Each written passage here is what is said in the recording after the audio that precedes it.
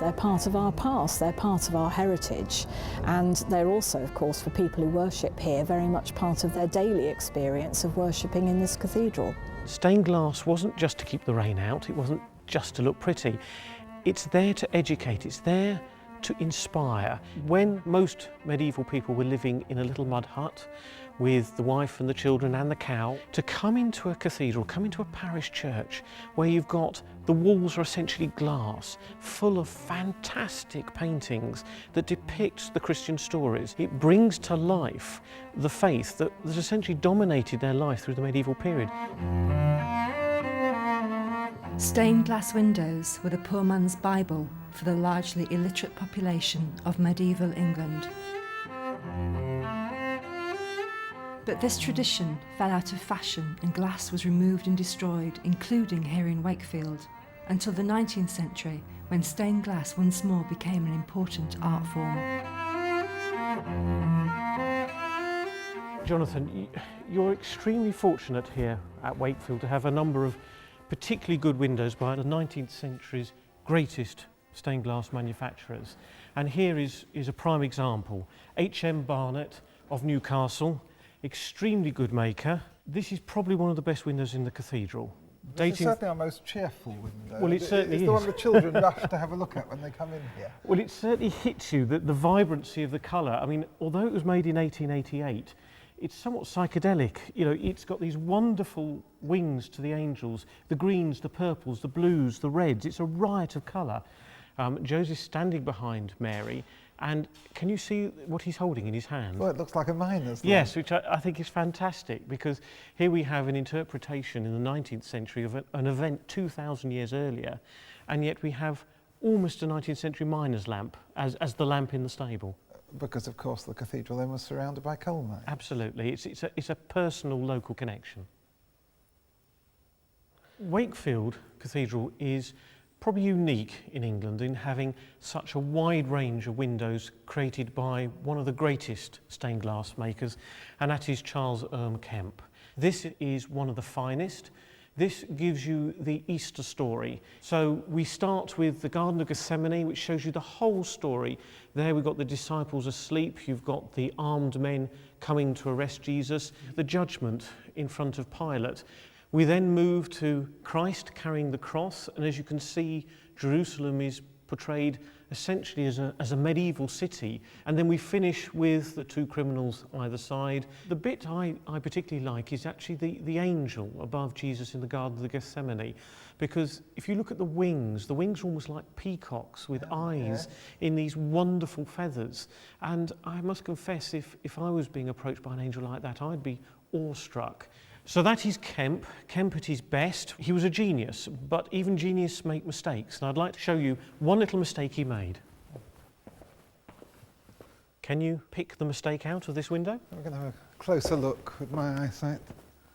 This window depicts 4 of the prophets from the Old Testament.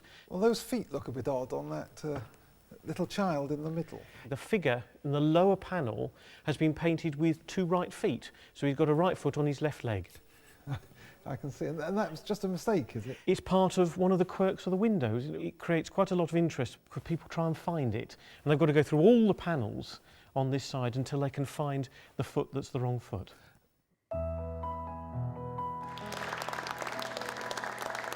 I should really welcome the York Glazers Trust to Wakefield, and particularly Sarah Brown and her team, who will be here to demonstrate some of their remarkable skills. The York Glazers Trust is not only responsible for York Minster's windows, but also offers a comprehensive service to restore and repair stained glass and protect it for our future generations. Well, the story doesn't end there because, of course, one of our greatest problems is actually protecting the glass from its greatest enemy, namely moisture. But in recent years, one of the cathedral's greatest enemies has been vandals. Well, I think in a building like Wakefield, it's obvious that they represent an immense investment of love, care and artistry. And, you know, to destroy these windows heedlessly represents really a betrayal of all the efforts of past generations. Wakefield has a fine collection of 29 Victorian and Edwardian stained glass windows by the very best of their time. Hardman, Barnett, and a wide range of windows from the most famous, Charles Eamer Kempe. The vergers believe this is stained glass from the cathedral. It's been in storage for many years, and we really don't know what it is, who the maker is. For all we know, it might be rubbish, but you know, this is the first time it's been unpacked probably in many years. It is exciting because, of course, it might be some missing glass from one of the windows. In fact, there we are. Goodness me, Two panels. two panels. Just turn that. No, You want it rotated? just pop it that way, yeah, then it's supported. Right, this is a panel from would have been one of the main lights in one of the windows. We think it looks like Kempe, but at the moment we just don't know what the subject is, what the date, or where it's come from. Two panels of Kempe. Is that what these are? Yes. Are they ours? Yes. Treasures you didn't And we know don't you really had. Treasures indeed. Everyone has their favourite window. What's yours? Well, I must say I'm rather keen on your west window. I think it's glorious. It is a really magnificent work of art. It's a wonderfully, almost chaotic scene of Christ holding court with everybody else round them. It's a child's image of what the end of the world is going to be like. When the sun's right on that, it really does hit you between the eyes. It's a window of great energy. I mean, there's a tremendous amount going on in it, but on the other hand, the designer has controlled all that sort of chaos in a very orderly fashion.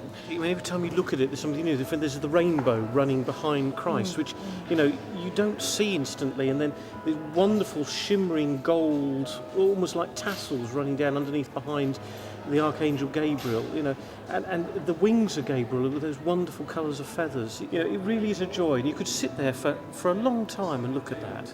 Not every window does that.